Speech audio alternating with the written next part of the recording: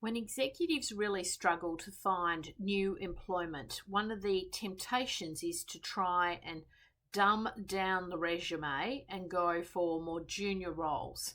For example, we might have a candidate on our books who is operating traditionally at CIO or CTO level. And, that search is not going particularly well because there's not that many of those roles in the market. And so they're trying to now pivot and they're trying to sort of make the resume look quite different and try and go for junior project management or junior engineering type roles.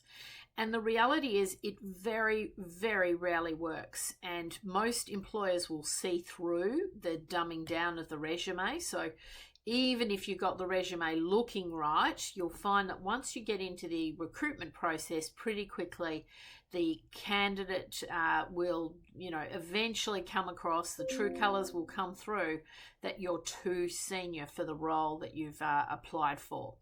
Employers are extremely reluctant to hire a very, very senior candidate into a junior role because number one, as soon as the market picks up, you're going to leave. You're going to go on to other things. Number two, you are ultimately going to be very unsatisfied in that role because you're not operating at the correct level. And the employer knows that these types of moves very, very rarely work out. So, it's a bit of a mistake. And I certainly understand why you would want to try and do it.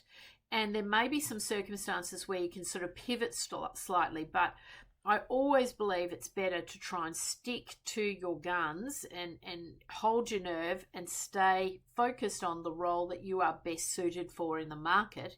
But what you might do is augment your career approach now with additional board seats. So you might do board work, you might do strategic facilitation, you might still hold a senior role, but it might be in the interim market, the fractional market. It may still keep you operating at that senior executive level. And I think that's a better strategy than trying to dumb down a resume, pretend you're something you're not, try and secure interviews for a junior role, a much lesser paid role, and then eventually get found out somewhere through that recruitment process, and it all is a waste of time. So I know the temptation's there, but you really do have to stick to your knitting. You have to stick to your guns, stay focused on the role that is best suited to you, and look at the strategy that you're employing to secure those roles, and then augment it with other senior types of fractional work or interim work or board work that can augment this whole strategy overall and can bring in that additional income while you're looking for your ideal, perfect C-suite role.